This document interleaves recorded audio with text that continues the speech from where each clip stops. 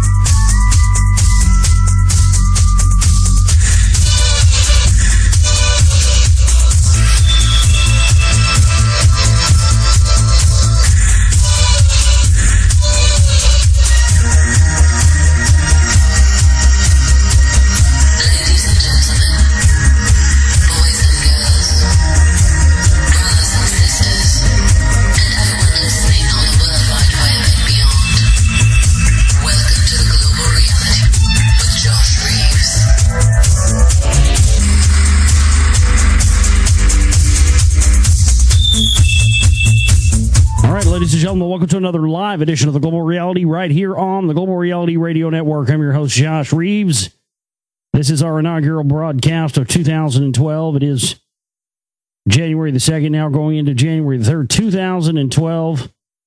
And we are here with you tonight for another late night live Moonbat edition of the broadcast. In our new time slot, we're going to be starting the show. This is kind of tonight's show is kind of really, I don't really consider this well, it's still kind of holidays. A lot of people are off of work today, and so the news cycles kind of reflect that.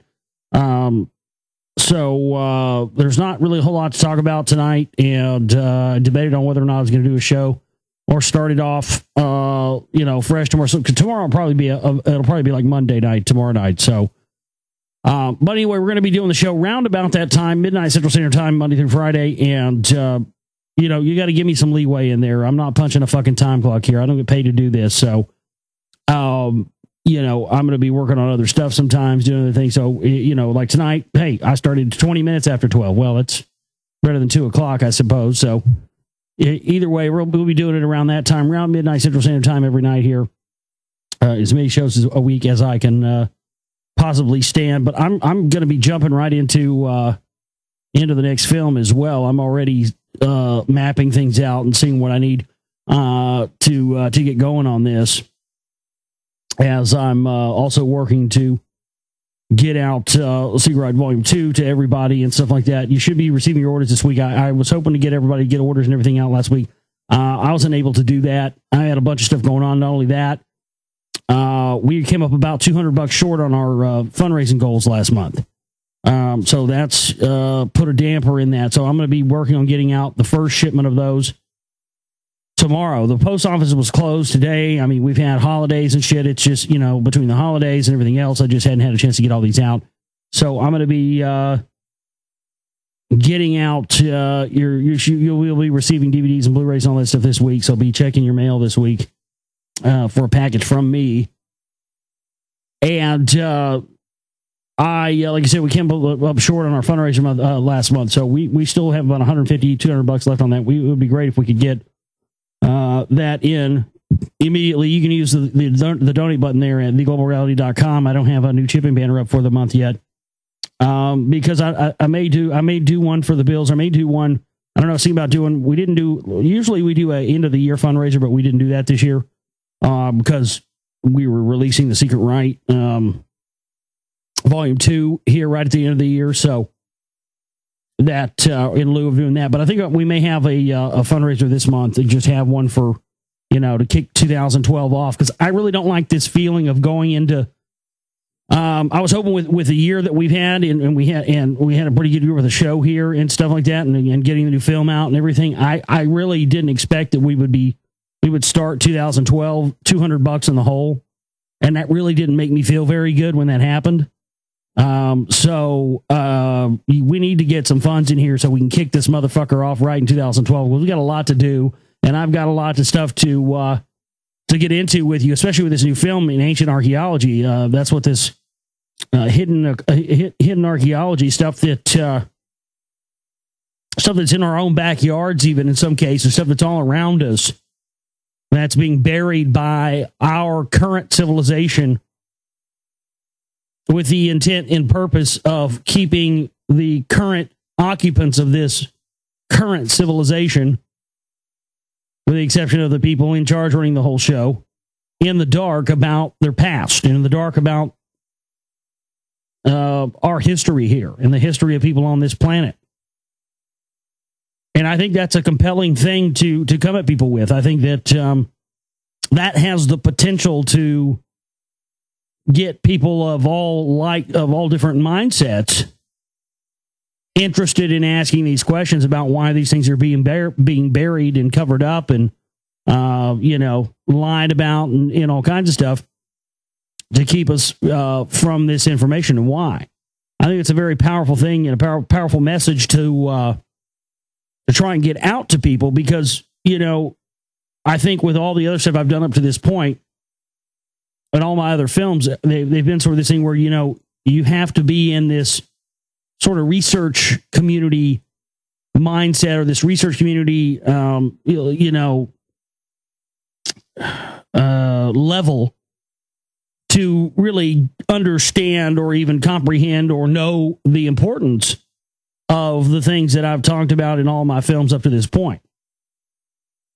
But something like this with these ancient civilizations like the Rock Wall and, this ancient stuff in Oklahoma and other parts of Texas and all over the United States, for that matter, is in all over the world even. But, I'm just focusing on where I am and where I live. I'm not, it's not going to be a worldwide global documentary. I don't have that kind of fucking backing. I've got to stick to things I can drive to, But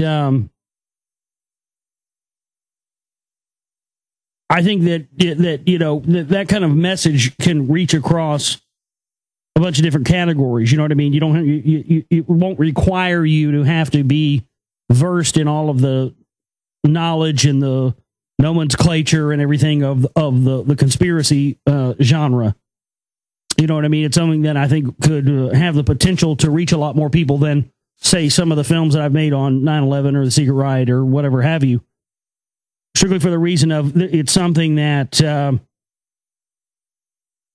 that everybody inherently has questions about, no matter what walk of life they're from. So, and when you look at how it's, they are essentially covering up history in order to keep their agenda driving forward, that is a huge part of this, folks, because it's a microcosm for, things like the Iraq National Museum being the first thing they hit during the invasion in 2003. And it's always the antiquities and always the stuff that seems to be the most important, and it seems to be of a military advantage. Well, that's a huge part of this. And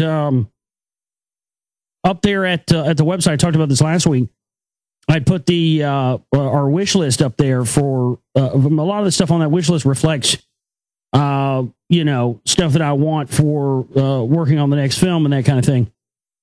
And a friend of mine just said that he talked to his cousin over the holidays, and his cousin is a geologist who used to work for Exxon, and he quit, but he works for Valero or some other company now.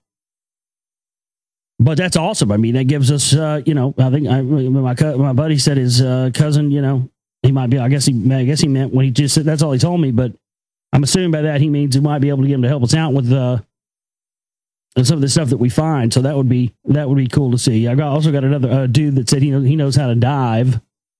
That might come in handy. So it's cool, man. I mean, it's really awesome that a lot of people I've told about this so far, what I want to do with this film. A lot of people are really volunteering and stepping up and, saying they want to help, and they're pumped up and excited about it and excited to be a part of it. Man, it feels so good to be able to do that and get a lot of people involved with it, and a lot of people that, they get as excited about it as I am. You know what I mean? And that really happens for me doing this. Some people do, but it's just really cool that I can, involve people that I know and friends and other people to do this, because that's what I want to do, man. I mean, I'd love for that to, for us to be able to do that all the time. You know, I mean, I'm really trying to do my best to work with what I have, but I always constantly am thinking about what I could be doing if, you know, the ceiling was unlimited.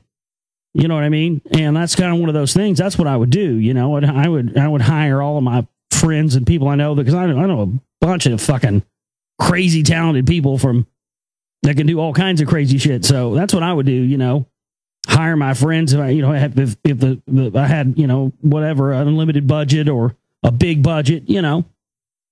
I know a lot of people don't have do a lot of good stuff. You hire those people to be your film crew team, you know, people that I know and trust and stuff. And everybody has the opportunity to get paid and go out and do something that they can enjoy to do. And it's a help to the cause, you know. Those are the kind of things I'm thinking big. The cat has decided that, come on. Yet again, he wants to be on the air. What's up, bud? I'm trying to do a radio show here.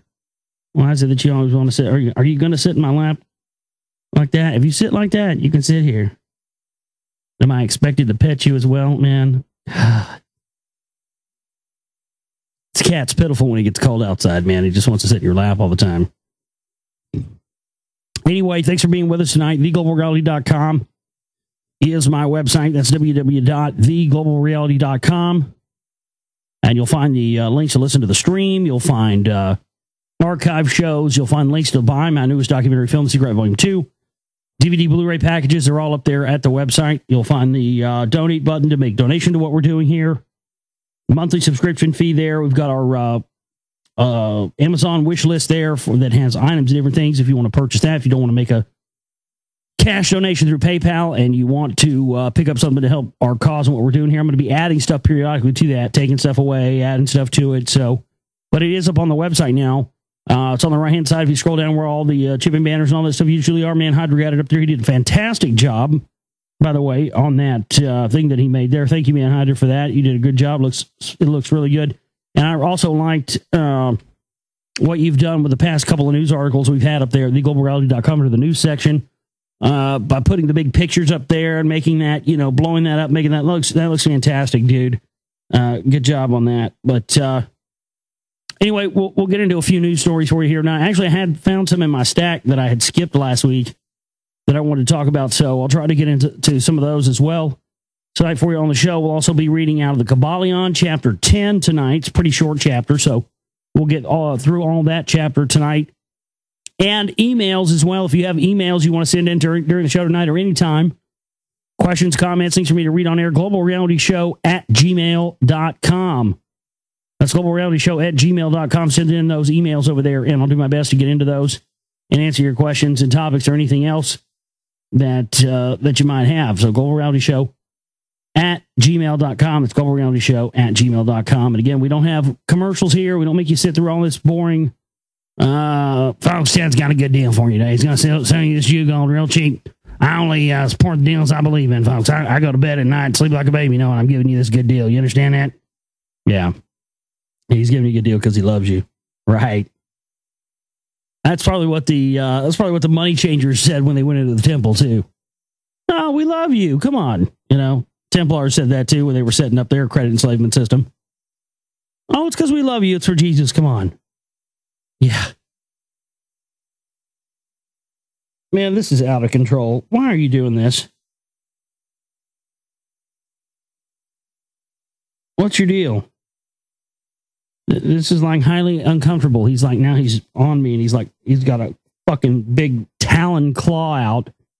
Jesus Christ, man. That thing looks like a goddamn eagle claw. It's wrapped around the cable to my headphones. You know, your claws are sharp, dude. You're going to sever that. And you're going to fuck up my headphones that I really like, that I've had for 3 or 4 years now. But don't do that, okay? Oh, man. So, Happy New Year, everybody. Let's just get that out of the way right now. It is 2012. Here we are. We haven't had any crazy incidents or any wild into the world stuff happening yet, but everybody seems to be looking for it. Hey, this was a weird New Year's. It seemed that everybody I seemed to talk to, a lot of people were, I don't know, a lot of people just seemed to not be partying as much in the years past. I think people It's starting to come home to roost for people who were really sticking their heads in the sands like ostriches, and all this stuff is being timed and has played out exactly the way they wanted it to. But still, I see a lot of people now, a lot more people now, and you can tell this by the just sheer degradation. I mean, anybody who's studied history can see what a country in decline looks like when they get ready to blow out a country like some Ponzi scheme, like some dummy corporation, which they did with Russia, and they've done on and on and on. But I think a lot more people are starting to figure out that the fix is in at this point. And I think it's one of those things where I don't know. I don't think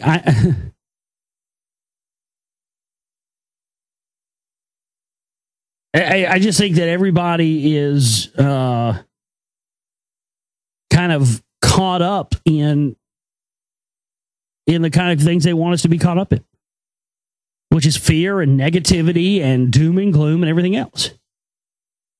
They are trying to systematically and by design lower all of our vibrations to a point where we're more easily controllable. But it's a lot more fun when they can get us to do it to ourselves.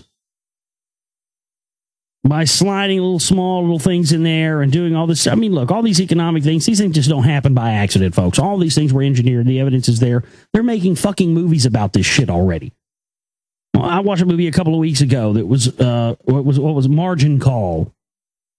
And it was about the Lehman Brothers thing. And it was all, the shit. I mean, this just happened 3 or 4 years ago, 2007, 2008.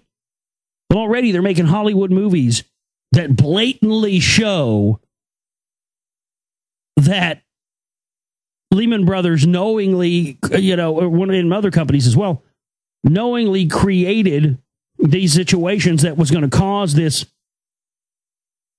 financial collapse that would go on for years and years and years and bring the whole system down. And they did it knowing that was going to happen. They had the numbers and had them crunched and everything. This analyst found this out and was on the verge of cracking this thing, and they fired him. They made this movie about it. But, I mean, normally they wait 20, 30 years to start admitting things, I mean, it took them from 1963 until, 1991 or whatever it was, when Oliver Stone's JFK film came out, to even, allow that subject to be broached in a film or anything else, really, in that big of a way.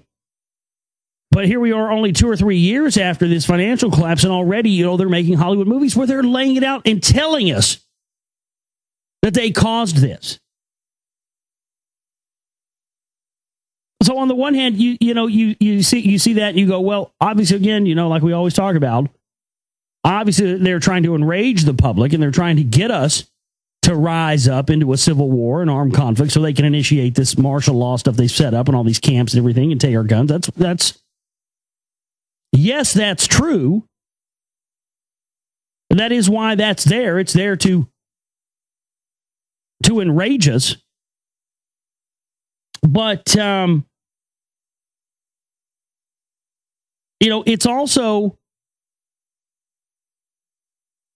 also there because they also know that what the hell? Most people are probably not going to do anything about it anyway. And that's the same way it is with all this stuff. I mean, there's evidence in spades against these people. And a lot of people, don't care. Well, that's why, again, they've now allowed more of these topics to be broached on TV. And that's why you've seen more conspiracy shows and this push of these ideas taking mainstream. They want this to reach critical mass because they want to have an excuse to be able to make anybody who speaks against the government or speaks against, the established world power. They want any of those people, any of us, to be viewed as terrorists. That's what they want. That's their ultimate goal. And that's what Alex Jones and the CNP and Ron Paul and all these guys are facilitating. You understand? They want to make it where anybody, they want to make it where anybody that talks about this kind of stuff, anybody that sees a conspiracy theorist will be considered publicly to the public view as the same level as Osama bin Laden or Al Qaeda. That's the kind of stuff they're planning here, ladies and gentlemen. This is what I've been screaming and yelling about this stuff for almost 5 years now. And they are going full-fledged with this. I mean, you hear this stuff, updates on Ron Paul and this stuff in Iowa. He's like a cunt hair behind Romney now, and he's just leaving fucking New World Order in the fucking dust. And they're saying that Biden and Hillary might switch spots, taking Biden to Secretary of State and moving Hillary over to Vice. Have the black man and the white woman, lefty commie liberals versus the right-wing Christian patriotard, good white cracker flag waving Highland Hitler motherfuckers over here on the right. Oh, it's going to be a throwdown in 2012, motherfuckers. I can't wait to see this shit. Somebody's taking home the title belt. Who's it going to be? I don't know, man, but all I got to say is this. Do not let Hillary get you in a leg lock. If you get in the ring with that bitch, you guys ever see South Park? She's got a snook in her sniz. A suitcase nuke and Hillary Clinton's fucking vagina. That was too funny. I remember we watched that with my dad. I'd never seen my dad laugh laugh that hard. God damn it. He thought that shit was too funny. But yeah, don't let her get you in your leg lock, dude. If she can get that snapping Venus flytrap of a vag of hers anywhere near your head, it's lights out. So yeah, all you got to do if you want to take Ron Paul down, he's old, man. That motherfucker is ancient. I mean, he just drop him with a kick to the knee and a punch to the jaw. He's in nowhere. He's old. Romney, man, he's Mormon, so he's gonna have a lot of fight in him. I'd take him with a foreign object, a club or end of a chair or something else, you know. But I don't know, man. It's a tough one. Barry, I don't know. Barry's got that right hook, you know. He's got a big reach like Abe Lincoln, you know. He can reach around and fucking nail you in the jaw from like 10 feet away. I'd watch out for him. But it's most certainly whoever the outcome, whoever the winner is going to be. And as all fights and all sporting events and everything else in our modern Roman gladiatorial distractions, the winner is already predetermined before the match is ever held. And we know that's the same way here. But they'll make a good show of it. And I think this time we're going to see enough of a show of it, enough fireworks to where they're going to significantly divide the United States of America right down the middle and get us polarized right down the middle and have us right where they want us to turn us against each other. So get ready for the show, baby. 2012 is going to be the big show. So I think it's appropriate that we step up our game here. We step up what we're doing. And that means everybody. Okay? This year, we need more people chipping in and pulling their weight. We got a few people out there that are keeping us alive here every month. And those people need help. And by God, fuck it. Who cares anyway? It's all an illusion, right? Let's make it the best one we can. Fuck it. You know, either we all die on December 21st, 2012, or we all live on December 21st, 2012. Either way, the way I see it is, we still got to keep on fighting. Either way. So it's not going to deter me, and I hope it doesn't deter you as well. And because, I mean, the thing about it is, if a great cataclysm comes, you're going to be dead anyway. Who cares? You know, if a big, gigantic flood comes and washes everything away, or the sun goes supernova and we're all, you know, you're out in a blink anyway, man. Who cares? But if nothing happens and life just goes on, and then until 2013, when we start to see Vulcan, start to see effects of these other stuff that they haven't wanted to tell us about, or whatever other, you know, whatever other time anomalies that may become known to us. Or we may ascend to fourth dimensional light beings. Who cares? My point is, no matter what happens or what's going to happen, we got to keep on fighting. We can't stop. We got to continue to get out as much information as we can on the deeper topics, man. We got to get people away from this banker New World Order garbage. It's so much deeper than that. We got to get at the heart of these priest class fuckers who are keeping knowledge and information from us and thereby keeping us in a state of arrested development and keeping us in a place where we are easily controllable and easily manageable and easy to move around for their devices and their causes for their grand master plan. So it's, I think all the shows I've ever done up to this point and all the stuff I've ever done up to this point has been that's sort of been like one era of it. I really feel. I kind of feel like it was like 2007, 2011. Well, even before that, even before I had a radio show, I was out on the streets then, handing out DVDs, and we were doing 9/11 stuff and, that kind of thing. Activist type stuff, calling fucking, City Hall and bitching at people and yeah, you ain't gonna violate my rights. But I feel like that sort of that period of that, it's kind of it's come to an end for me. And then I'm sort of moving into the second tier of me doing this. I kind of feel like everything is going to another level. And I don't personally believe or think that the end of the world is going to occur on December 21st, 2000. I just don't believe it is. But it won't matter if I'm wrong, will it? But that's the same thing I say to the fuckers who all say it's going to end, that it is going to end. I say, well, it won't matter if you're right anyway, will it? What's going to matter? So, what's it matter if I'm wrong? If I'm wrong, hey, fuck it. Because don't believe those people that try to tell you that, oh, yeah, you just build yourself an underground bunker or go, no, man. If there was going to be an end of the world situation, there's going to be no way you're going to survive it anyway.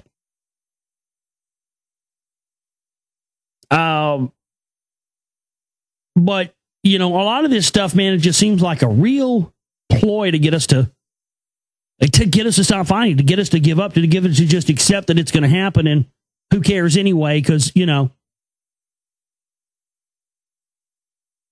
there's no, I just don't see any justification to not continuing to just, keep fighting and keep pushing forward and keep doing what, the things that you do to get the word out, to get the truth out, to find it for yourself, to find your own truth, to find the information that's been hidden from us. So we all have to find this individually. It can't just be one person like me going out and finding all this stuff and then bringing it, and then a whole bunch of, by proxy, thousands or hundreds of other people tune in or listen to what I do or watch a DVD or something. And then by proxy, they get that information, that comes from hours and hours and hours of my research. That's all well and fine, but we've got to take it beyond that now, ladies and gentlemen. We need each and every one of you out there. And we do have a lot of people out there that do this. I'm not saying that we don't. We absolutely do. We just need more. But there's plenty of people. I mean, I could write down 100 names on a piece of paper right now. People out there that are listening audience that do that. They are doing their own research in on this stuff, but we've got to continue doing that. That's going to be key this year. It's going to be key to have your guard up, be ready for whatever. But that's just how it always should be, Anything could happen at any time, Nukes, floods, famines, death, piano falls on your head, you get run over by a truck, whatever, doesn't matter. Anything could happen at any time. But I feel that both for the, one era of my show up till now, from here on in, I feel like, I'm going to a new level of this. And it needs to go to a new level of this. We've got to start getting more people to not fall into these sides that have been picked and pre-chosen and predestined for them. And ultimately, that's what happens. We fall into sides on things where we don't even know we're falling on somebody's side that's already been set up for us to fall on, instead of us starting our own side to be on,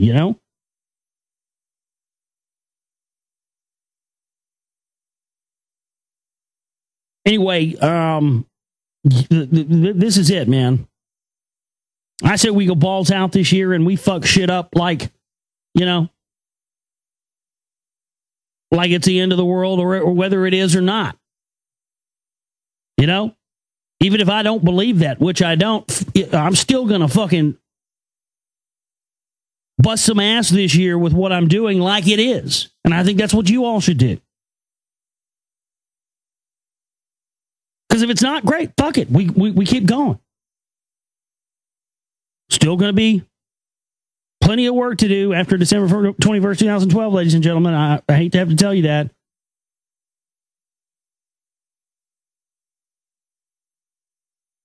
Still going to be plenty left to do. So, you know, but I could also be completely off the mark wrong and not have all the facts on that too. And maybe it will be. Well, okay then. Fine. Then between now and December 21st, 2012, we better start getting this cause on the fucking road in a big way. I'm talking about getting the film on Netflix and iTunes and getting this radio show. I want to figure out how I can get my show on something like, you know, XM radio or something. That's what I want to figure out how to do. That's always been a big goal of mine to have eventually, you know.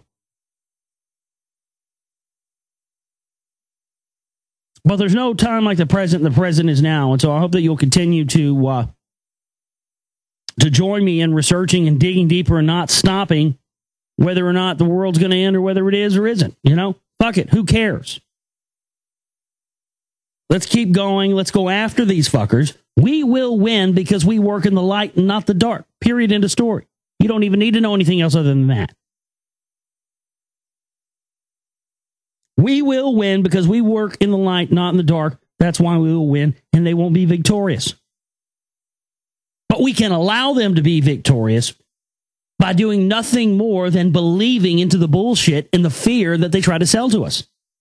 That's what they want us to do. Why do you think it is that we start out every year? And by the way, this is the first year for New Year's that I didn't get drunk or drink any alcohol. I had one shot of Jägermeister. A shot of Jägermeister for me is like drinking a glass of water. I've drinking half gallons in minutes before, literally. First year I didn't do that. You know, I was thinking about it. It was like, you know, I guess it just kind of dawned on me because it was 2012. But I was like, why is it that every year, as a tradition and as a rule, most of us as a culture celebrate the first day of a new year and the night before the eve of that first day of the year, when we should be raising our vibrations for new beginnings and new starts and new challenges and new roads and everything else. But instead of starting out that new year in a you know, with our vibrations raised to a high level to take on the task at hand, we start that out with our vibrations way low down in the fucking gutter by the pond scum. Getting wasted, drunk, taking our vibration. You ever wonder that? And they encourage it. I mean, it's like the designated day of the year where just everybody gets shit-faced drunk. And it just dawned on me the first time, that's by design. And I could not bring myself to lower my vibrations and start this year off with my vibrations being lowered and not raised.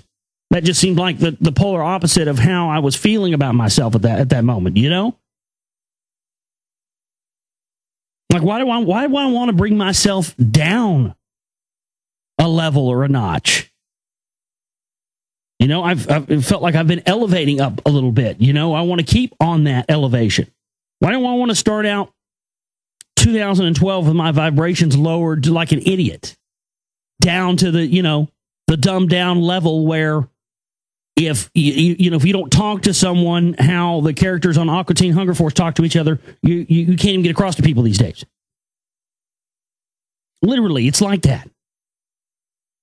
I've told you that before. When I first saw the movie Idiocracy by Mike Judge, I was like, you know what? This is not funny to me because I feel like we're already here.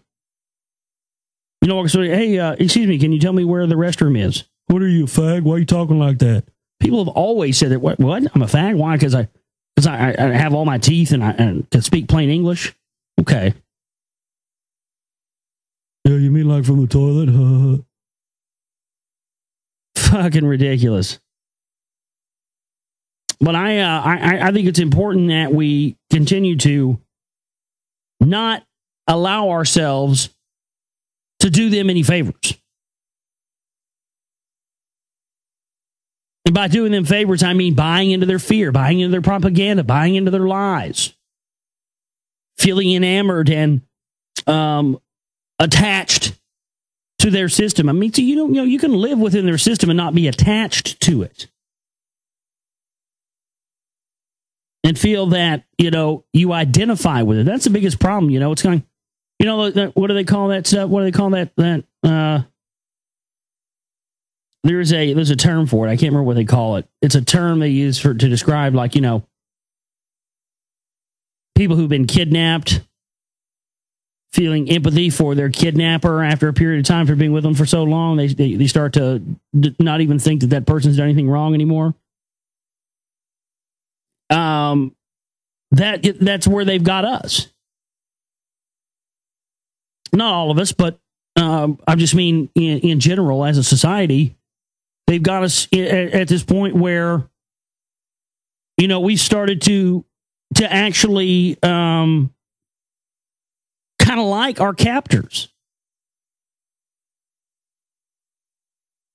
It's like, yeah, well, I know I'm enslaved, and I know I don't really have any rights or freedoms, and I don't really own property that they tell me I own, and the Constitution, the Bill of Rights, all this stuff wasn't really set up for me. It was set up for the aristocrats and not the common man and everything else. But, in light of that, that's still the United States, and it's still the greatest country in the world. So, I'm not gonna say anything about it. They just got us right where they want us. Let's see what kind of news we have to get in here tonight. Not a whole lot of stuff. We'll get into reading the Kabbalion for you tonight as well. Oh boy, this is great. I wonder if this is another one of the Queen's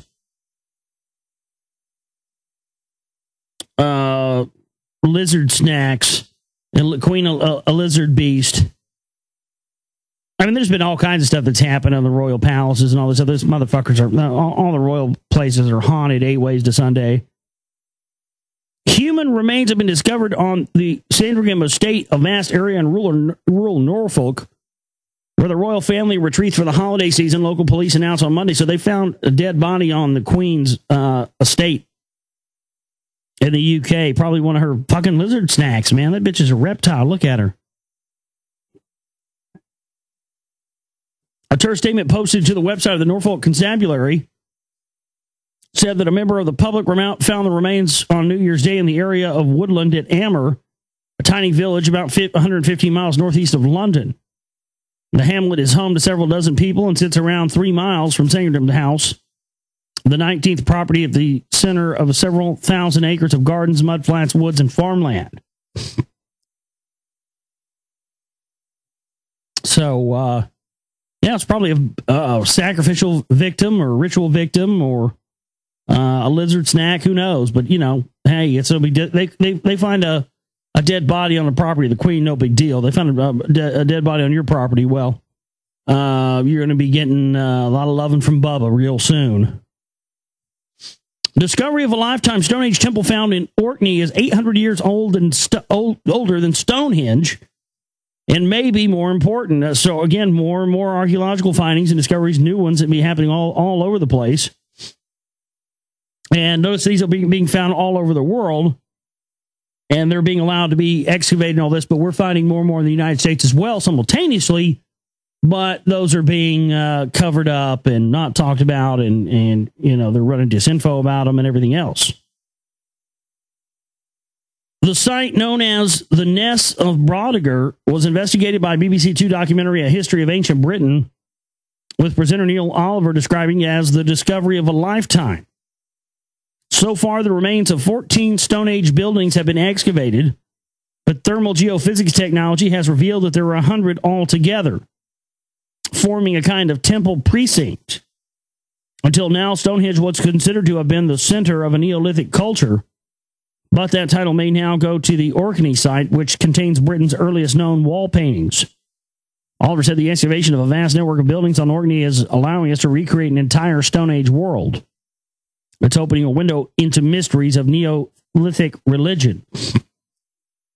Now, this is interesting to me because this picture here that depicts what they found here, older than Stonehenge, this is very similar, from what I understand, to be what the rock wall is. You've got, and I'll drop a picture of this in the chat room for you guys to see. And so it seems to be a wall with a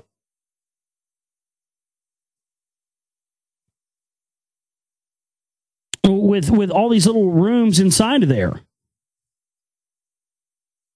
And that's exactly what we see in the rock wall, because if you look at that, there's a perimeter wall around the outside. Even within the wall structure are these different rock temple rooms, and those are the type of things that I've described as being buried under places like the old courthouse in Rockwall, and also the office of Congressman Ralph Hall. So that's a very interesting discovery there, and it just looks very similar to what we've seen.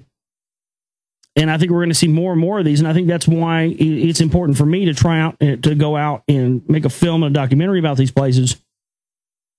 Because I'm hoping that, if I go out and document some of this stuff, that somebody somewhere, as much as YouTube videos go around now, you never know who's going to be looking at your video and who's going to see what. But I'm thinking that somebody somewhere is going to see some of this stuff and go, wait a minute, they're saying that's natural? That's not natural. Let me show you how. Let me show you why. So, that's just amazing stuff that continues to happen. We had the dead birds again on New Year's this year, just like last year. Isn't that wild? Thousands of dead blackbirds rained down on a town in central Arkansas last New Year's Eve after revelers set off fireworks that spooked them from the roofs. That's what they were saying. But the odd thing is, it happened not only in Arkansas, but also happened in Norway as well. And where did the article go that I had on that? I guess I can't find it. But yeah, it happened in Norway as well. So again, fish kill, bird kill. Just like last year, just at the same, right around New Year's again. That to me, that's very, very, very strange. And very, they can say it's fireworks all they want, but people do fireworks on the 4th of July and other dates too, but they never seem to have problems with that. It's like only when they do fireworks on New Year's Eve is there birds and fish that die. Okay, yeah, we're really going to believe that?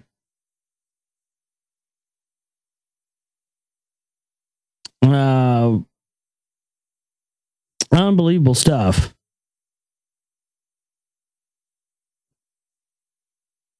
Let's see what else we have here tonight.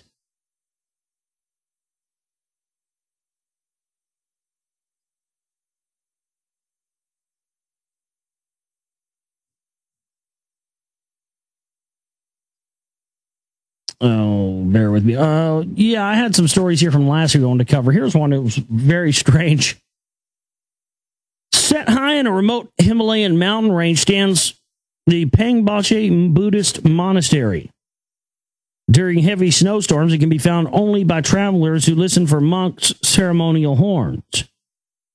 The walls are lined with traditional Nepalese paintings depicting the treacherous tracks to the monastery. And among them are pictures of the legendary ape-like creature we refer to as the Yeti. This might seem fanciful until you learn that for many years, a shriveled hand about the size of an adult human's with long fat fingers and curling nails was also on display in the monastery and revered by monks who had believed it protected them from bad luck. So they had a fucking Yeti paw for a good luck charm. That's rad. I want a Yeti paw. I would know nothing about this story were it not for the fact that while walking around a collection of human and primate skeletons at the Royal College of Surgeons in London 3 years ago, I came across a withered finger which had only recently been found in the vaults of the College Hunterian Museum. It was labeled a Yeti finger from Pengboche hand. What was the story behind this finger, I wondered, and how did it end up in London? Where was the rest of the Pengboche hand, and what truth was there behind the label's claim that this finger belonged to the Yeti of ancient legend? The myth has it that the Yeti, or abominable snowman, is a vast creature which inhabits the Himalayan regions of Nepal and Tibet, where tales about Yetis have been passed down through generations. It's an inner earth dweller, dude. That's what it's doing. It's coming out of the entrances to inner earth that are found in that area around Shambhala. And that's why, people do see it sometimes. Fossils found from the Pleistocene age reveal skeletons of creatures called the Gigantopithecus. There you go. Gigantopithecus, or great ape, which became extinct about 300,000 years ago. These towering primates reached 10 feet in height and weighed half a ton. Fuck that. Probably be some good eating, though. Make sure you get a young one. Meat starts to be a lot tougher when they get older. Yeti meat. A little Yeti burger for you. It is possible that they lived alongside our human ancestors in what are now China, India, and Vietnam, yet the scientific community generally regards the species simply as a large extinct ape, and the Yeti is nothing more than a legend. Tales of the Mete, or the man bear, as Yetis are known in Nepal, gained popular currency in the West only in the 1830s when the Journal of the Asiatic Society of Bengal published British Orientalist B.H. Hogson's account of a tale of a two-legged creature covered with dark hair that he claimed to have seen while trekking in Nepal. Reports became more frequent in the 20th century, and Westerners began making attempts to scale the Himalayas and reported seeing strange footprints or odd creatures. In 1925, a photographer with the Royal Geographical Society reported seeing a creature near the world's largest glacier, the Zimu, in India. N.A. Tambazi wrote that unquestionably the figure in outline was exactly like a human being, walking upright and stopping occasionally to pull at some dwarf rhinodendron bushes. He says that the creature's prints were similar in shape to those of a man, but 6 to 7 inches long by 4 inches wide. The Daily Mail sponsored an expedition in 1954 to investigate recent Yeti sightings, reported in the paper's pages. During the trek, mountaineer John Angelo Jackson tracked and photographed many footprints, some of which were large and could not be identified as belonging to any known animal. The Mail subsequently ran an article which described how expedition teams obtained black and dark hair specimens from what was said to be a Yeti scalp in the same Pengboche monastery. In 1953, Sir Edmund Hillary and Sherpa Tenzing Norgay reported seeing large footprints while climbing Everest, although Hillary remained a confirmed Yeti skeptic. In 1974, reports of a Yeti attack of the wife of a Sherpa reached Britain. Lat Kadoma was supposedly thrown into a river by a large creature which approached her from behind. When she was regained consciousness, she found a number of dead yaks laying nearby. Her injuries were not like those inflicted by snow leopards or bears, which tear the carcasses of their prey apart. Instead, the yaks bore teeth marks and their flesh had been eaten. Then, in 1957, Tom Slick, a wealthy American oil man, funded a series of expeditions to investigate Yetis. He became obsessed after hearing about them on business trips to India. It was a year later, during one of the expeditions funded by Slick, that the Irish-American explorer Peter Byrne had heard two Sherpas mention the word Mete. When quizzed, they told him about the ancient Yeti hand preserved in the Pengboche monastery. Days of trekking through treacherous passes with the ever-constant threat of avalanches, followed by Byrne, made his way to the magnificent monastery. He remembers walking the halls by candlelight and being led to the room which contained the Pengboche hand. It was covered with crusted black, broken skin, Byrne says. He sent a runner over the border to India with a message for Slick about his find. It took 3 days for the return telegram to arrive with instructions from Slick to obtain the hand and bring it to London. But the monks refused to let Byrne take their revered object, explaining that if they let it go, it would bring down a curse on the monastery. Slick was determined, however. He arranged to meet Byrne in London, where they were joined by world-renowned primatologist Professor William Osmond Hill. The venue was the restaurant of the Regent's Park Zoo, where the professor was employed dissecting and embalming dead animals. During the meal, Osmond Hill told Byrne that he had to get a hold of at least one finger from the hand because he wanted it to be scientifically analyzed. The professor, who had links to the Royal College of Surgeons, then reached under the table and brought out a brown paper bag. He tipped a human hand on the table and suggested Byrne replace the finger with a human one. Slick could only exclaim, "I take that that's not dessert."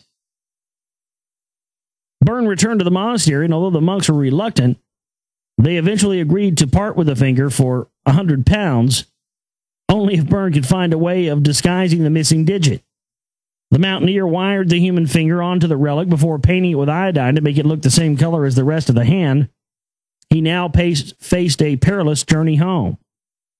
In the previous year, the Nepalese government, bizarrely, had brought in a new law making it illegal for foreigners to kill a Yeti. Thus, Byrne took a risk by trekking on foot over the border into India with a digit. Yeah, why would they make a law against killing something that was that supposedly was imaginary? That's a bit odd.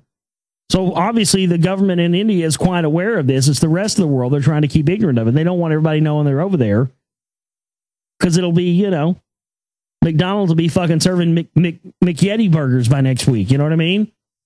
That's why they've done it. I mean, that's probably a good thing. Because some big company be over there. Yeah, baby, we're getting us some McYeti burgers. Dip them in A1. Oh, they're tasty McYeti. I'll have a McYeti, please. Yes, make it supersized. A double Yeti patty with cheese. Lettuce and tomato and onion, yes. Slick knew that, it says that Slick as ever had a solution. An old hunting buddy of his was in India and might be able to assist Byrne. The friend turned out to be none other than movie star Jimmy Stewart. That's unbelievable. So Jimmy Stewart helped smuggle a Yeti finger into the United States. That's fucking nuts. Slick knew that Stewart was on holiday in Calcutta and thought that he might be sufficiently intrigued by the Yeti legend to help out. So a meeting was arranged in the Grand Hotel in Calcutta with Byrne, Mr. Stewart, and his wife, Gloria. His instincts were right. The Stewarts were happy to go along with it. In order to dodge customs, Gloria hid the finger in her lingerie case and then flew out of India with it, no trouble. Back in London, the finger was handed over to Professor Osmond Hill for examination. Chillingly, his test, which involved comparisons with human hands, concluded that it was not human. But there, the story goes cold. No more was heard of it for many years, although it is known that Osmond Hill eventually bequeathed it to the Hunterian Museum, where it languished until work on this collection brought the finger to light once more. No one knows why, after the effort to obtain the finger and bring it back to London, it was handed over to the museum to be neglected and forgotten. My discovery of the finger at the Royal College of Surgeons came quite by chance during a visit, and it kindled my interest in the mystery of this strange artifact. Having learned the briefest outline of its story, I was able to track down the now 85-year-old Peter Byrne, who was astonished. I took him to see it at the museum after examining the object. He verified it as the same finger he had taken. The Royal College of Surgeons then granted my request for a tiny sliver of it to be analyzed in DNA tests. These were administered by the Royal Zoological Society of Scotland, and the results will be revealed in a special BBC Natural History documentary on Radio 4 today. Now there's a growing movement to have the finger returned to its rightful owners. Mike Alsop, a New Zealand mountaineer, is a champion of the campaign to have the monastery get it back. He told the monks about the whereabouts of the missing finger on a recent visit, and they have asked for its safe return. The Royal College of Surgeons says it would oblige if asked. Meanwhile, the legend of the Yeti remains as strong as ever. There were 15 reported sightings in Siberia last year alone. And Kermovo State University in Russia is even setting up a research institute to look into Yeti reports and sightings. Man's appetite for the possibility of an undiscovered species of ape will never be satiated.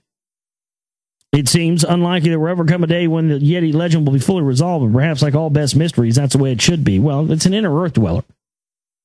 It's the same reason why they see, massive UFOs going through in all the mountains up there, man. Portals into inner Earth and shit. So, yeah, man, that's wild stuff with the Yeti story. Now they got Yeti DNA. That's pretty unbelievable. We are going to take a break, come back, get into a few more news stories for you here tonight. And then we're going to get into reading the Kabbalion for you here on the show. www.theglobalreality.com is my website. And please make a donation there at our website today. We came up short on our fundraiser last month, and we need to get some cash in here on this and get going on this, folks. So please help us. All right, back here with you on the Global Reality, right here on the Global Reality Radio Network. I'm your host, Josh Reeves. Thanks for being with us here. Inaugural broadcast of 2012. Got a few more news stories to get into for you here tonight. We're going to be getting into Chapter 10 of the Kabbalion for you here tonight. In our continued series of reading on the show, and that seems to be just from the YouTube videos and the emails, and it's just been a big success. It was something in the past I had done, not all the time or regularly, or made a regular part of the show, and it certainly has been a part of the show that people have seemed to really get a lot of enjoyment out of, and really gotten a lot of a good perspective from. So, with that said, that's what we're going to keep on doing. So I'm going to be reading several more books for you throughout the broadcast this year. We're going to be doing the Book of Enoch. So I'll be reading that and some other different texts. I'm really going to be sticking to the reading, though. I love your suggestions out there, but I'm really going to be sticking to stuff that's like, hidden occult knowledge or secret knowledge, or mystery religion stuff, and or guy or stuff like I am going to do more Zechariah Sitchin stuff as well. I've had a bunch of requests to do fucking every book he's ever written, pretty much. No, seriously, I've gotten a lot of requests. Apparently, when I read the Lost Book of Enki by Sitchin, apparently that just, I don't know, man. That one really resonated with a lot of people. That one really got a lot of attention. I've gotten a lot of emails about that. Probably more emails than I've gotten about anything I've ever done, to be honest with you. That and Emerald Tablets of Thoth, where everybody seemed to like that too. But the Lost Book of Enki and William Bramley's The Gods of Eden, both of those really got a lot of response. But especially Lost Book of Enki, that one got a huge response. So I'm gonna be sticking to that. A lot of people have sent me stuff, asked me to read this, but I'm not going to be reading stuff, political subterfuge stuff, and I'm just not interested in reading any of that stuff, man. I'm just not. It doesn't make for good radio. I get bored and pissed off reading it. I've tried it before and it just doesn't work. I tried reading some Brendan Brzezinski's Between Two Ages, The Rise of the Technotronic Era. I couldn't make it past the fucking first chapter reading that on air. I mean, I've read it on my own. I think you should read it on your own too, because they tell you exactly what's going on in the world right now and what's going to happen beyond right now in that book. It's unbelievable. You read that book and you see the stuff in there and you think about Z-Big, powerful as he is, and things like that, in the future, it would be, everybody would be working jobs to obtain technology. It wouldn't be about like, upper class, middle class, lower class. It'd be more like, upper technology, middle technology, lower technology. And that the classes of people would be determined by those individuals' ability to be able to obtain technology that would enhance and extend and add to your existing life. And so by that, it's technological feudalism is essentially what Brzezinski's talking about in that book. But it just doesn't make for, it just doesn't make for good on-air reading. It's just too bland and dry and boring, and you never seems to get to the point. But, it's good to read on your own. But yeah, I mean, that's, you're talking about late 60s here, and he's talking about this technological feudalism, and that's exactly what I see it going to. We're already there in some respects as far as, you want to, are you gonna pony up and get the iPad for $400, or are you gonna, spend $150 and get the, get the Asus tablet or whatever it is, the transformer they're being sued for now for calling it Optimus Prime or whatever the fuck they're calling it. Yeah, Prime. Call something Prime and call it a transformer, and then call it Prime and expect not to get sued by Hasbro. You must not be a very smart company. Even I could have fucking told you that, you dumbasses. But, the people with wealth and people that do what the system wants them to do and plays the system's game and is a yes man or a yes woman and, obeys the Fuhrer and does what, then you'll climb the ladder and you'll be able to have access to technologies. And in the middle of the road, people will have, that's pretty much that same way right now. It's that way in the healthcare system's that way right now. If you for a second think that your life is just as long as somebody who has, the best healthcare money can buy, you're just sadly mistaken. Your healthcare and your health is dependent upon how much money you have and how good of an insurance policy and all that stuff and how much money you have. That's it. Period. End of story. But what they want to do and what Brzezinski envisioned them doing in the late 60s even was, this idea that the people who do play by the system's rules and do what the powers that be want them to do are going to be the sole people that climb anywhere in society, and that by this occurring, there will become such a jump in the people between the people who have technology and who have, extended their lives and the people who don't, that, you will start to create this technological serfdom, technological hierarchy where, you don't, because it's already that way. And they guess, you got to be cool. You want to have the real, iPad. You don't want to have the bootleg one, or you want to have the real iPhone. You don't want to have a Crackberry or whatever it may be. Got an email here from MJ. He says, you inspired 2 other people who are now making audiobooks out of rare books. Just saw that within the last 24 hours. Oh, that's awesome. So, I'm not going to be reading books on, political stuff. It's going to be mostly on, some of the more deeper elements and stuff. Those will be exclusive to the books we'll be reading here on the show. So there you go. 2012, we were kicking it off. And I think we will have a fundraiser this month. I've got to start getting some cash in here so I can start getting, I've got to get up, I'm going to get some ads up for people around Rockwall, looking for people I can interview and people I can get info from for the thing. I'm ready to start kicking in on this. So, that's going to require me to go places and have money for expenses and that kind of thing. So we'll try and do that this month. TheGlobalReality.com. And also get your Secret Right DVD, Blu-rays, packages. They're up there for sale. My newest documentary film. It's not online. It's not going to be online for a while. So it's going to be your only way to see it. Get a DVD and a Blu-ray.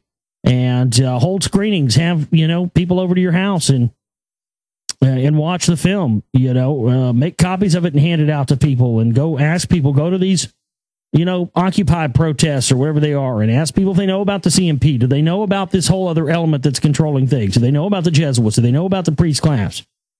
Do they know how deep the things that they appear to be protesting go? And most of them don't, because they know what the TV and the internet tells them, and that's it.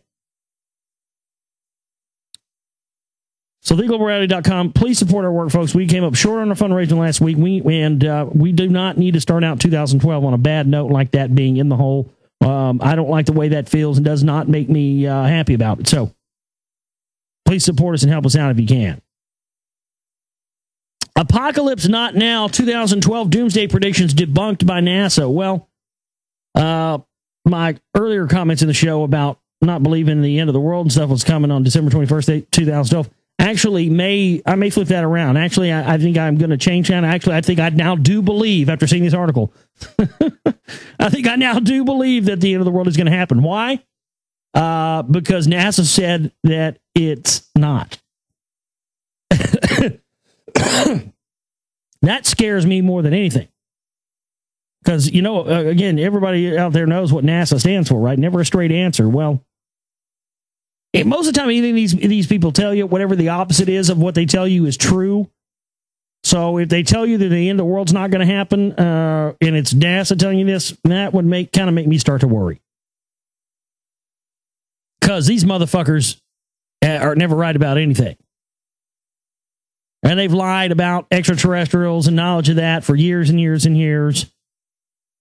They worked openly with Nazis and brought Nazis over here after World War II during Project Paperclip. So, I don't know, man. Oh, shit. This changes everything for me. God damn. It could just be cognitive dissonance, but still, I just don't like seeing that. 2012 doomsday predictions debunked by NASA. Well, if they're telling us it's not, God damn it, we may be in for something, folks.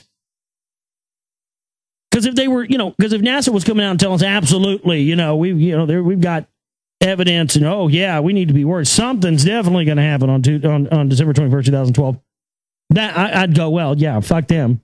We just kick back and have a drink and get ready to watch the bullshit because nothing's going to happen if they're telling us it's going to happen. You ever see the movie Knowing with Nicolas Cage? I think there's a lot of... Every time I watch that movie, I pick up something different. I think there's a lot of foreshadowing in that movie. I think somebody was trying to send a message through that movie, man. I really do. But, that's exactly how it would be. They don't get on the news and tell anybody that the world's about to end until, about an hour before it's going to end. Yeah. Appreciate that. Great. You know what? That's exactly how these fuckers would do it. That's exactly how they roll. So, on the one hand, they certainly wouldn't tell us if the end of the world was going to happen, and they certainly wouldn't tell us if it was either or wasn't. See?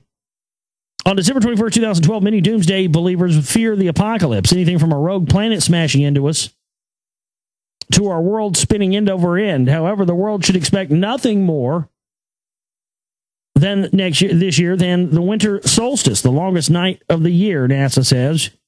3 days of darkness in 2012. Damn it. Yeah. Fuck yeah. That's what that song's about, man. Testament. That supposedly that's the whole thing. It's supposed to be 3 days. It's going to be 3 days of darkness all over the whole planet. And if you can survive those 3 days in the total darkness, then you're going to be fine and live. But the problem is that a lot of people are going to go nuts and do stupid shit in those 3 days. And fuck them. Many people point to the end of the Mayan long count calendar on December 21st, 2012 as evidence of the coming apocalypse, but astronomers have been quick to stress that there is nothing to be concerned about. According to the ancient Mayan calendar, next year's winter solstice marks the end of the 144,000-day cycle. This cycle, which begins at the mythical Maya creation date, has already been repeated 12 times. The 13th will end in 2012, capping a full 5,200-year Mayan cycle of creation. This date has long been shrouded in mystery, with many claiming that it will bring destruction to our planet. One fear is that a rogue planet that has been dubbed Nibiru, or Planet X, by the way, I'm reading this article from space.com. This is mainstream science shit here. It's supposedly aimed at Earth. Self-proclaimed Nibiru expert Nancy Leader, who says she's in contact with aliens from Zeta Reticuli. Oh, that bitch. First hit Nibiru would cause widespread disaster in May 2003, only to change it on December 21st, 2012. Right. Well, yeah, that's fuck. That's how they're all there. I mean, it's just a big money thing, folks. People always try to get me to jump all over that 2012, because they don't get me, because they, I get into the Sumerian tech stuff, and I believe a lot of that, I believe that stuff is factual, but the Nibiru stuff is it's just kind of always seemed like a red herring. Nibiru is ridiculous because it doesn't exist. It never existed as anything other than a figment of the imagination by pseudoscientists who don't seem to be bothered by a complete lack of evidence, says astronomer Don Yeomans, manager of NASA's Near-Earth Object Program office at the Jet Propulsion Laboratory in Pasadena, California. There is no basis for the claim that it might be lurking behind the sun, as it could not have hidden from observation until now. If such a planet was headed towards Earth by December 21st, 2012, it would already be visible to the naked eye. There are also concerns that the planets or stars might line up in ways that will transform Earth. For instance, some theorists claim that from our point of view, the sun will cross in front of the plane of our galaxy on December 21st. However, the sun has already done this twice a year, Yeoman says. In fact, the sun will eventually cross the plane of our galaxy. However, the sun is about 67 light years from the galactic plane, so it should take several million years to do so. Even when our solar system finally does cross the plane, nothing special will occur. Some also claim that, this is just, whenever you see NASA coming out with this kind of stuff, when they have to address something like this publicly to claim it's all hogwash, that really starts to make you think that it actually isn't hogwash and there's actually something to it. Because they don't come out about anything like this, folks, unless they're trying to keep people from believing something that there actually is something to it. You understand? So I'm going to be honest with you, man. I was kind of joking about that, but I'm also kind of serious about that. I don't necessarily believe anything's going to happen on 2012. I don't believe it's going to, certainly not going to be what we think it's going to be. I don't think anybody out there is right or can possibly conceive what it will be, short of being nothing at all. That's easy to conceive, which is most likely going to be the outcome. But again, you've got to be suspicious, man, of NASA coming out, because again, if there's nothing to it, then normally up until this point, that's been relegated to the cranks and the fringe and everything else, and everybody knows those people on the and the conspiracy theories are all nutters and don't know what the fuck you're talking about anyway, right? So normally they just relegate us to the fringe, they pay no attention to us. But see, when they have to start coming out publicly about this, that's why I knew we had Jonesy on the run. When he started coming out publicly, I've heard about this CMP, and he started having people on and Phyllis Schlafly and all this stuff and trying to, that's when I knew we had him. Because before it had just been deflect, don't ask any questions. And then all of a sudden, here comes this campaign to try and convince us why, either A, the group is bad, but I don't have anything to do with it, or B, it's not really a bad group and who cares anyway. They only do that because they know what I know now, and what I put it in my best possible way I could in Secret Volume 2, which is that this is what's going to unravel the whole thing. Because when you find out why they won't talk about these groups, and you find out who really runs them, then you find out who's really running the show, and you find out, oh, wait a minute, that's not who Alex Jones told me was behind this. He said it was the bankers and the Rockefellers. Oh, it's way bigger than those fuckers, man. That's just middle management. Jews are just middle management. They've been propped up and put up in positions of power for years and years and years. A pawn to the real power structure of the priest class behind the scenes. But anyway, this goes on and on cosmic impacts. Nope. Solar storms. Nope. So according to NASA, you got nothing to worry about in 2012. So here's the thing. I don't know, man. I've never, ever in the history of my research known NASA to tell us the truth about anything. And so, like I said, up to this point, you haven't seen anything like that out of them. They just seem to have just ignored this stuff. But see, now that 2012's here, and everybody's asking, the first people they're going to be asking is NASA. Well, what does NASA say about 2012? NASA comes out and says it's all bullshit. Well, then that's going to, to a lot of people, that's enough. To the majority of people out there, NASA saying there's nothing to it is enough for them, and that's enough for them to go, okay, well, NASA says there's nothing to it, so there's nothing to it, right? Well, that's what worries me. That's what troubles me. I don't trust a goddamn thing NASA says about anything ever, folks, and you shouldn't either. I'm not necessarily saying that means we should shit ourselves of fear and go ahead and start 100% believing the world's going to end just because NASA says it's not. But you got to look, it's a numbers game, folks. Everything's a numbers game. You got to look at the facts, man. NASA has been caught red-handed time and time again for decades now, folks, lying to the general public, putting up cover stories about operations, putting up cover stories about extraterrestrials and UFOs, putting up cover stories about back-engineered technology, putting up cover stories about the use of Nazis and extensive Nazi programs into the United States. We couldn't get a rocket off the ground, folks, so we brought Werner von Braun and all his cronies over here. You understand that? They never told us the truth about both of the space shuttle disasters.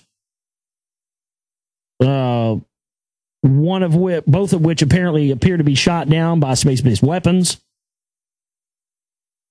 They've never told us the truth on anything. So now we're supposed to just think nothing of it when NASA says, oh, yeah, there's nothing to 2012. Don't worry about it. We'll tell you, there's nothing to any of this. Well, I hate to have to tell NASA they're wrong, but, if you could go through that list, and some of the things Nibiru and some of that stuff, I see that. Okay, maybe that's not true. But the stuff with the sun and galactic alignment and also the pole shift stuff. That's real stuff, folks. They openly admit in mainstream science books there's been pole shifts on our planet and we're due for another one. It's just a regular thing that happens.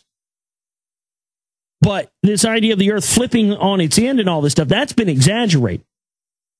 In fact, pole shifts can happen and you don't really even notice that much. People on the surface of the Earth don't really even notice that much that a pole shift has occurred.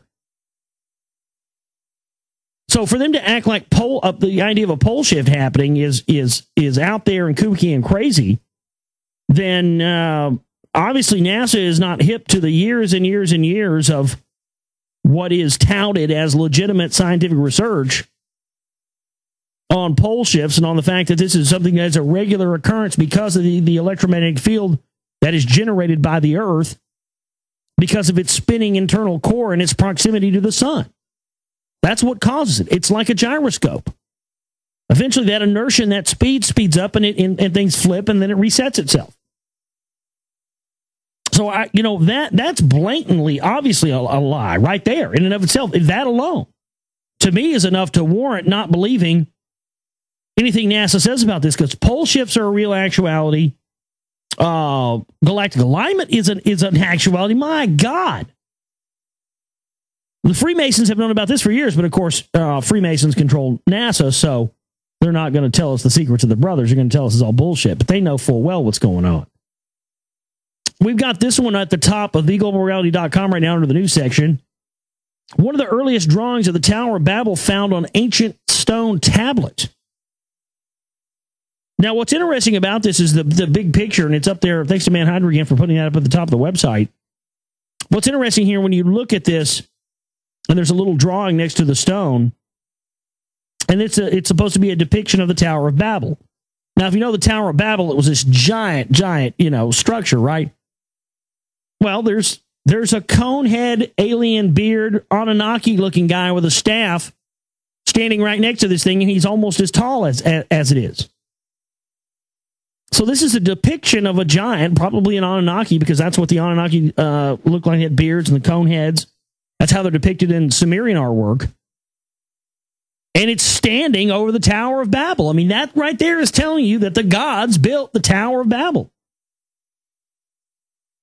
A carving of the Tower of Babel has been found on a stone tablet dating back over 2,500 years. It comes from a newly published book, Cuneiform Royal Inscriptions and Related Texts in the Skøyen Collection. The collection is owned by Norwegian businessman Martin Skøyen, who has amassed over 13,000 ancient manuscripts and tablets.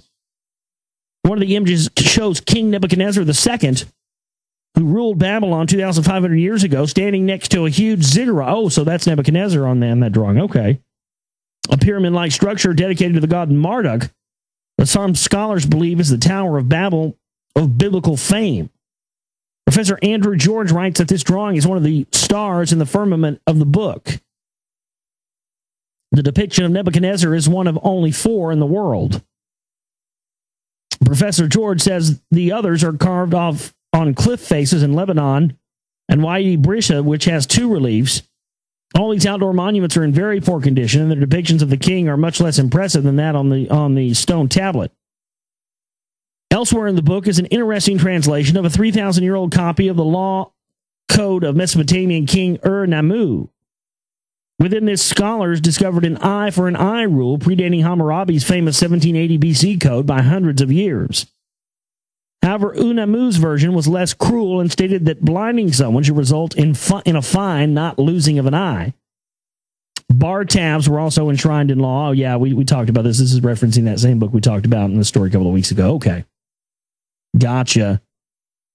Vatican says Shroud of Turin is impossible to falsify, lending weight to its experiment that showed it was made in a blinding flash. Yeah, they actually have done some...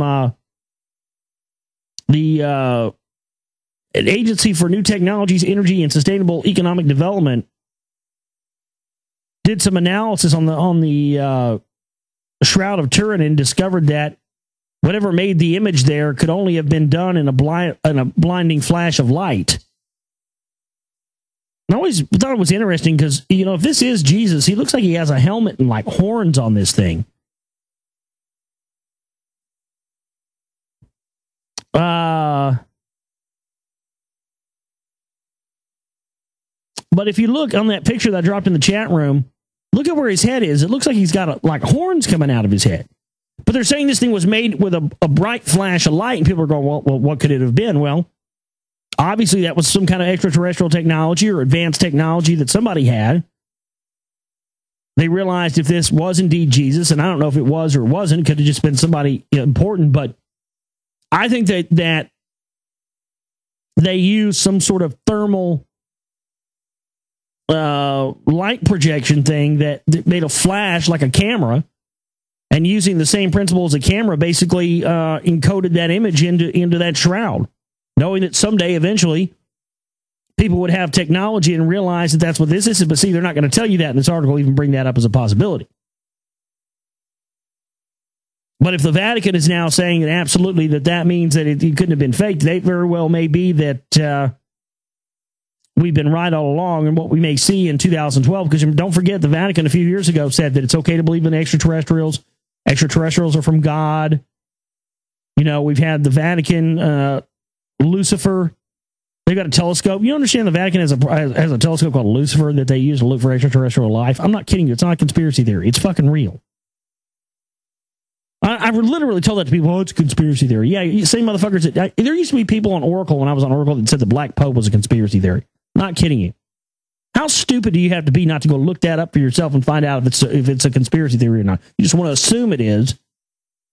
I don't understand what's up with people wanting to protect the Jesuits and the Catholics and these fuckers so much, man. But I'm telling you what, you're my enemy. You're protecting those fuckers, you're my enemy. That's all there is to it.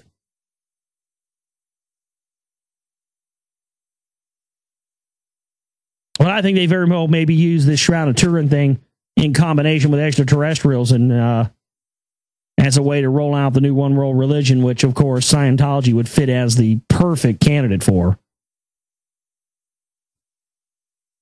Viewpoint, this from BBC News, has the one species idea been put to bed? Hobbits on Flores, Denisovans in Siberia, Neanderthals across Eurasia, and our very own ancestors, giving this array of the human diversity in the late Pleistocene, we may as well be forgiven for thinking that Ernst Mayer's contention that in spite of much geographical variation, never more than one species of man existed on Earth at any one time has finally been put to bed. Well, yeah, here you go. Here's some Anunnaki stuff for you right here. It now seems that a high degree of diversity was also present in the middle Pleistocene, revealed in the latest analysis of human teeth from that period. Mayer said one of the great evolutionary biologists of modern times proposed his single species idea in a Cold Spring Harbor symposium published in 1950. The idea of a single species of human has received a great deal of criticisms since Mayer's day, but it also has had its vociferous advocates. So can we really conclude that the concept was fundamentally flawed on the basis of all the new fossil and genetic evidence? That depends on how we understand and define the species, and this goes on and on, but yeah, more than one difference. There's all kinds of, that's the things they're discovering. The diversity came as the result of these genetic experiments these guys were doing. I mean, Inky, you heard me reading the Lost Book. This motherfucker's going around just getting his dick wet every chance he gets, pouring his semen into wounds by the fucking beer pitcher load. Just take a beer pitcher full of sperm and just, right into the vag. All over the place. You know, this guy's making shit in the laboratory, cooking up some DNA and make something, and then he goes and fucks it. It's like making a 12-ass monkey and putting your penis in every 12 asses. Ridiculous. But of course, that's that's why we see all this quote unquote diversity in species. NASA's twin Grail probes reunite over the surface of the moon. Both probes are in orbit, and they're going to measure the gravity of the moon and also map its little understood interior. Oh, great. So they're going to map the interior of the moon now. Cool. Are they going to tell us about the underground cities? And look at the picture here in the middle of this article. And it's got part of it's got like a thermal. I mean, they're even hinting about this in this AP NASA picture here. There was an article that came out, I believe, in the late 60s. I think it was Popular Science, one of those. And it was Dr. Wernher von Braun, the ex-head of the Nazi space program, brought over here after World War II to head up NASA and working with NASA on our space program. He talked about in this article, it's on Google, I found it before, Google Documents, I believe it's up there, that when we first started landing probes and landing things on the moon, that the moon shook like a bell and rang like a bell, vibrate and resonated like a bell, indicating that it may be hollow. So I wonder if that's what they're planning on telling us here. If they're that somehow the moon's hollow. I don't know. Scientists study ancient Greek pottery to improve spacecraft tiles. Derp, derp, derp, derp, derp, derp, derp, derp, derp, derp, derp. Oh, imagine that, huh? So now scientists are studying 2,500-year-old Greek pottery to see how to make them more effectively resist heat. Well, yeah, there you go. I can't believe they're looking at that. I didn't know nothing 2,500 years ago. They didn't have no space shuttles. They didn't have no TiVo. They didn't have TiVo either. Nor TiVo or TiVo. They didn't have none of it. How do they know anything? Well, that's the whole thing we're starting to figure out now. That's why everybody's wanting to find these ancient antiquities now, because they want to give them an edge up. That technology was so far advanced. 50 years ago, people looked at these old texts. 50, 100 years ago, they couldn't make heads or tails of them. Why? Because we didn't have technology yet. Now that we've come into the age of technology, now that we've progressed, now when we look back at these old inscriptions and these old writings, we have more of a context for what they may be depicting. So now they figured that out. It's just, you ever see the Alien movies with Sigourney Weaver? They made this from what, 1978 or 79 to 1990 something to the last one with Winona Ryder? What was the central theme throughout those entire movies? The Weyland-Yutani Corporation wanted to take, the aliens for weapons research. And that's exactly what they're trying to do with these antiquities now. They want to take all these antiquities and figure out how to make weapons out of them, instead of figuring out how to use them with what they're supposed to be used for, which is to advance us as a species, not as, just certain individuals who don't want to allow us to know anything because they have the guns and print the money.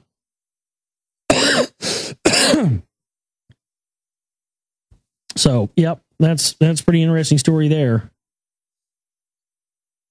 You guys hear about this? A man arrested on New Year's Eve at a Texas airport with explosives is an Army-trained demolitions expert, member of the elite Green Berets. I guess they've charged him now. They said that, I saw a video yesterday that said they'd let him go. Okay, well, I guess he's been detained now. Okay. He was detained after a routine Transportation Security Administration check noticed he had explosives in his carry-on luggage while trying to board an American Eagle flight from Midland International Airport to Dallas Saturday morning. Officials declined to speculate on the reason Atwater had the explosives, which city officials said were military-grade explosives wrapping. I mean, this very well could be a case of somebody slipped up and this was an op in process. This guy was going there with a C4 to blow up the airplane, make it look like it was Al-Qaeda or something like that, and who knows? Definitely probably more to the story than we're being told, as there always is. All right, we're going to take a break, come back, and get into the Kabbalion for you here tonight, Chapter 10. And, all right, back here with you on the show. Another late night Moonbat edition of the Global Reality for you here tonight. Glad you can be with us for our first show of 2012. We're going to be getting into the Kabbalion, Chapter 10 for you here in this segment of the show tonight. TheGlobalReality.com is our website. Again, run commercial-free and uncensored here. We have no commercials, no restraints, everything else. That comes as a result of our support from our listening audience. So we do need your support right now. It's always tight for us around the first of the month after we get the bills paid, but especially so more this time because we didn't get everything we needed for our fundraiser this month. So we definitely need some help this week. TheGlobalReality.com. Use the donate button there until we get the new chip and banner up and help us out if you can. Also get a copy of my new film, Secret Volume 2. It's up there for sale as well at the website, and you can order your packages there. And the rest of you be looking at those towards the end of the week this week, checking your mailboxes, and you will be receiving some goodies this week, so be on the lookout.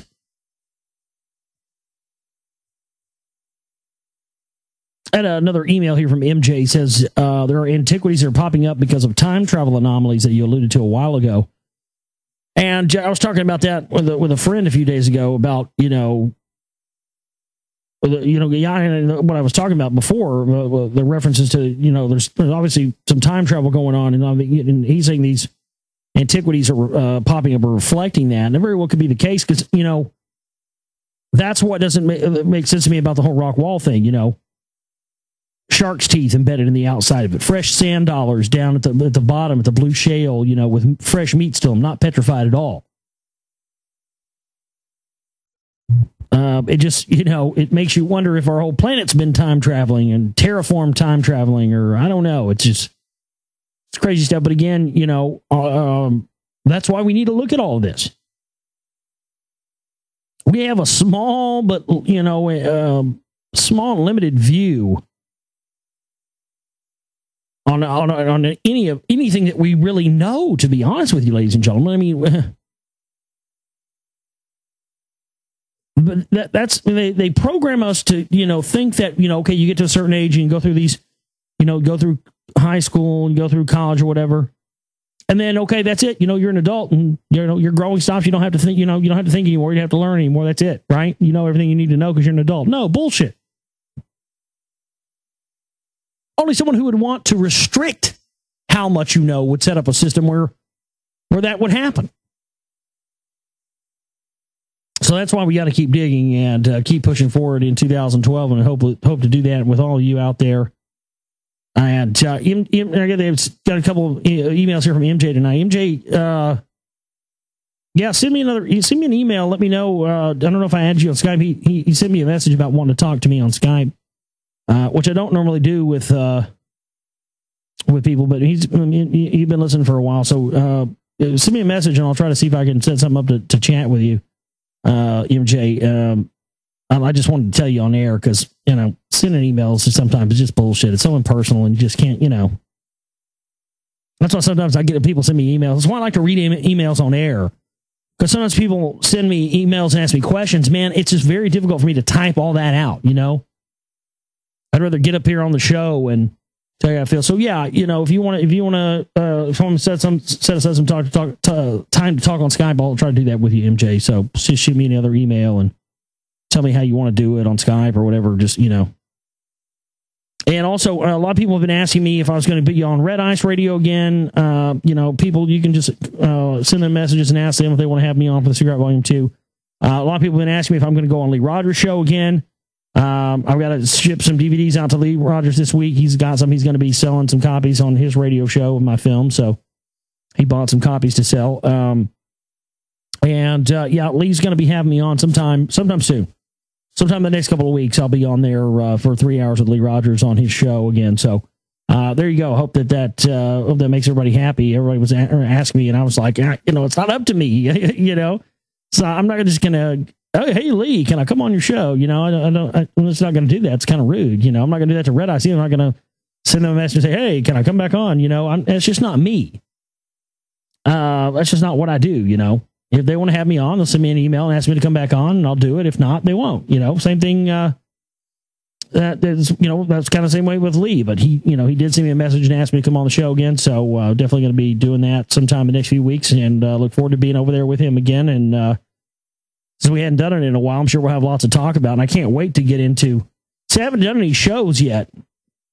I guess I was right about you know, people wanting to keep this film quiet. They wanted to try and keep it quiet on Cigarette Volume 1, but apparently they want to do that even more now.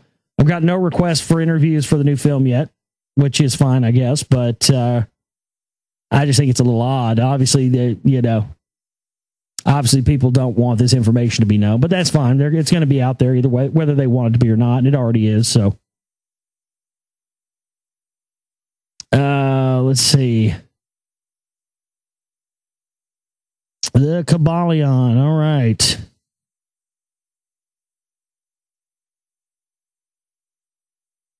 Let me find my spot there. Chapter 10, Polarity. The great fourth Hermetic principle, the principle of polarity, embodies the truth that all manifested things have two sides, two aspects, two poles, a pair of opposites, with manifold degrees between the two extremes.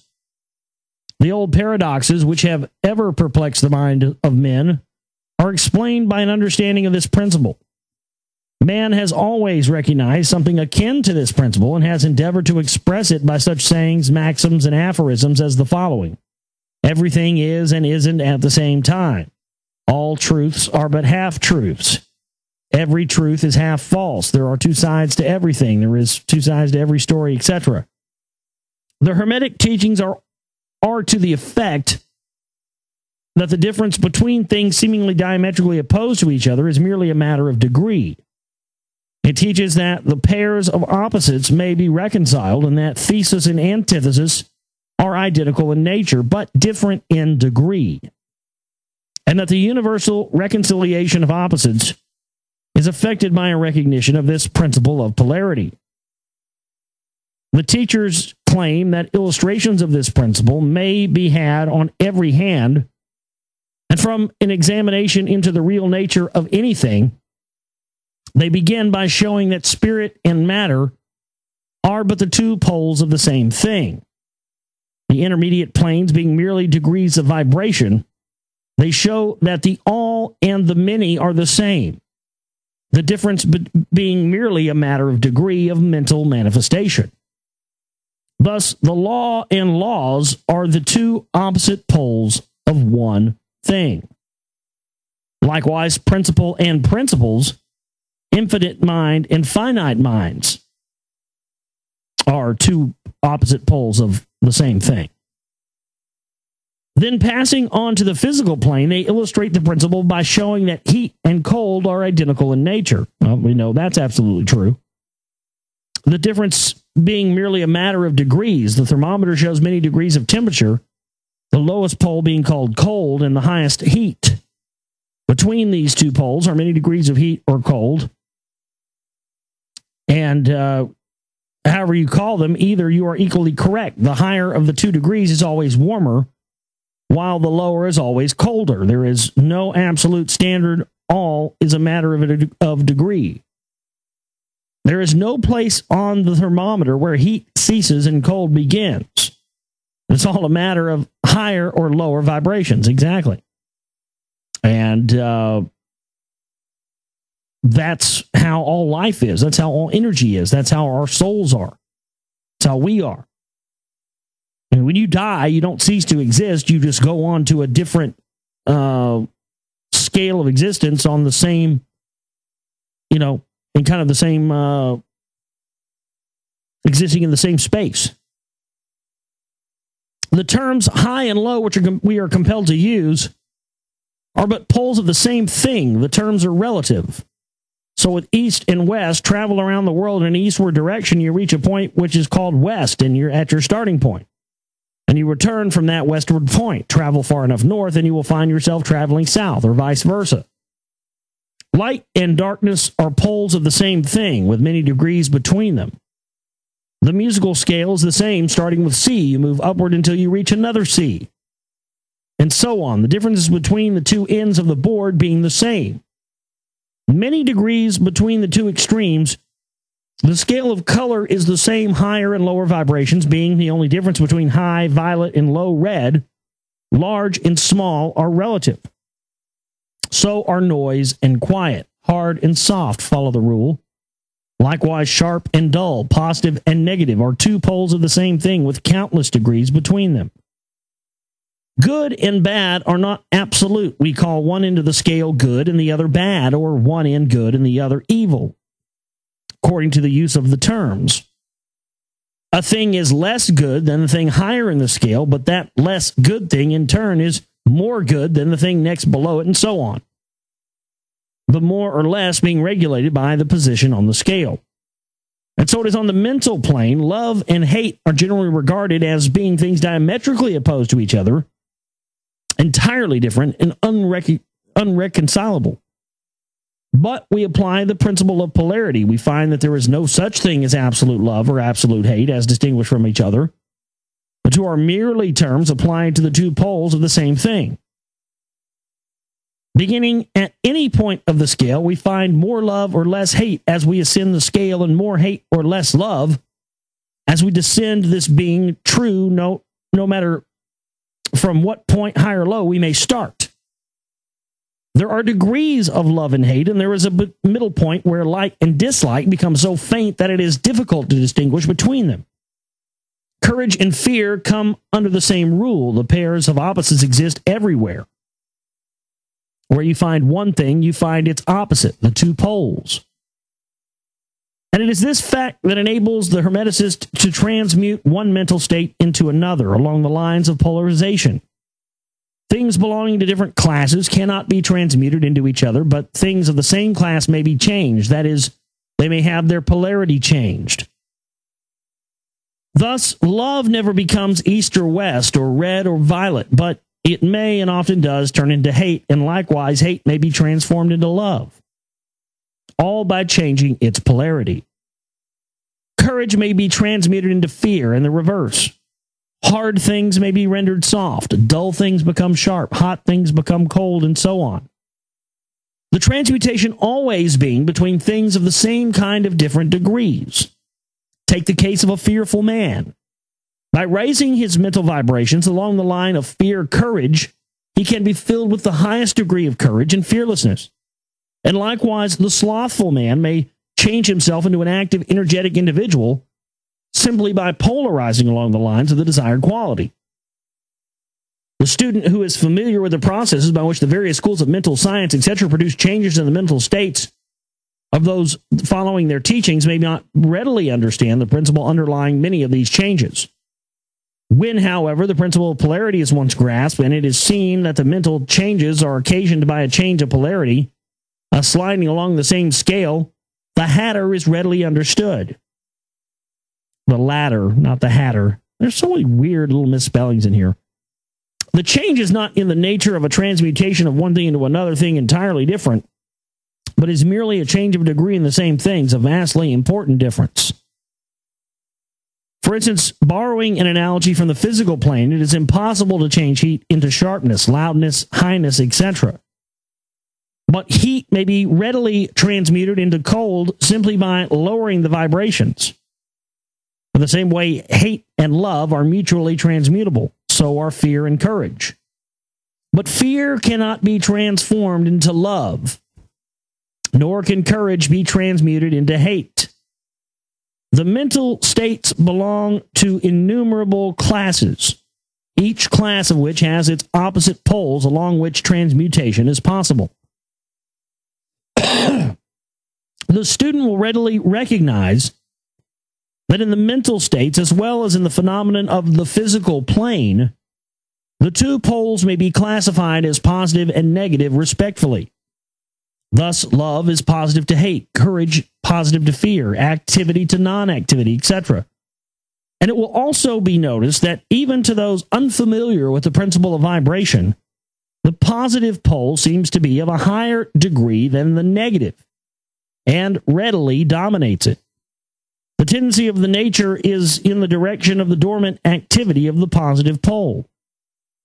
In addition to the changing of the poles of one's own mental states by the operation of the art of polarization, the phenomena of mental influence in its manifold phases shows us that the principle may be extended so as to embrace the phenomenon of the influence of one mind over that of another, of which so much has been written and taught as of late.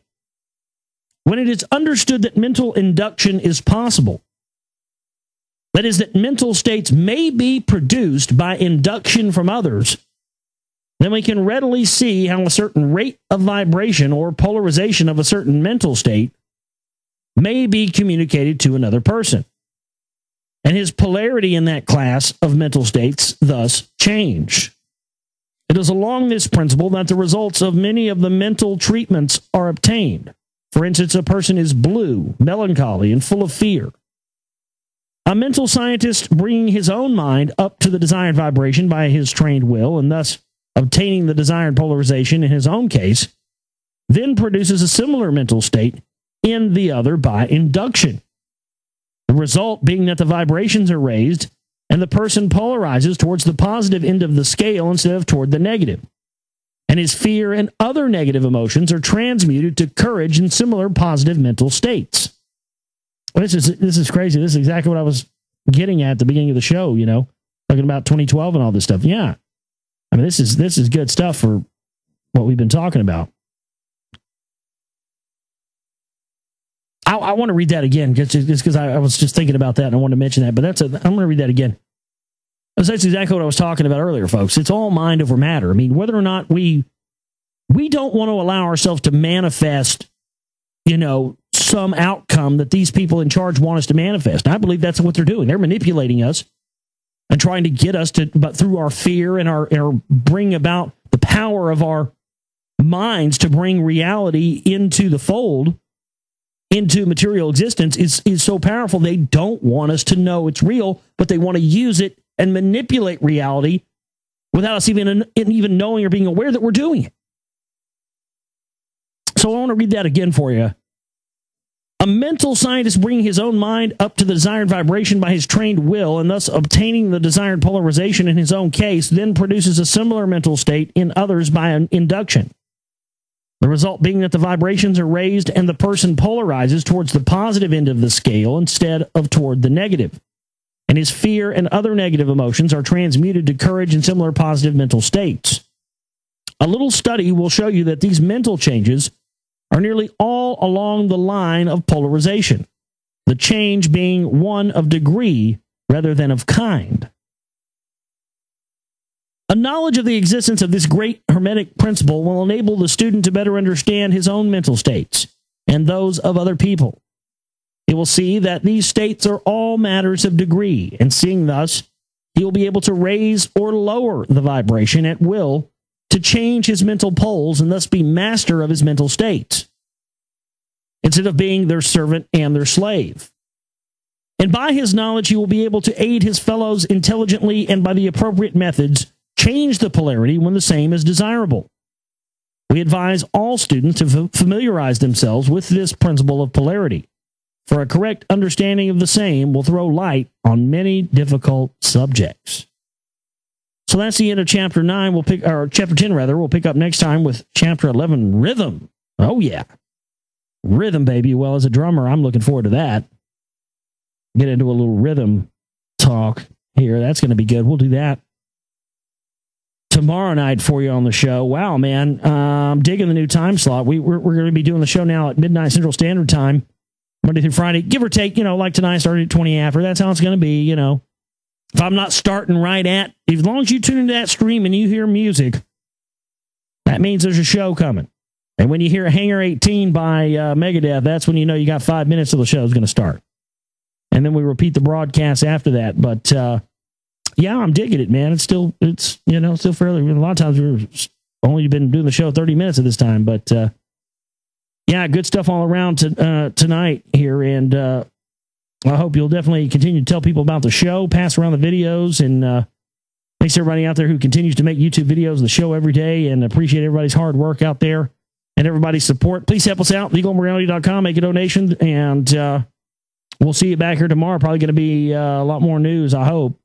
But I think it's probably going to be a lot more because, tomorrow is going to kind of be like Monday after all the holidays. So 2012, baby, we're here, and we're going to continue to kick some ass here at the Global Reality with your help, and I can't wait to do more with you guys in 2012. I love every one of you out there who's a part of what we do here, and you know who you are. My name is Josh Reeves. I love each and every one of you, and we'll see you tomorrow for the broadcast. You guys have a great one. Take care.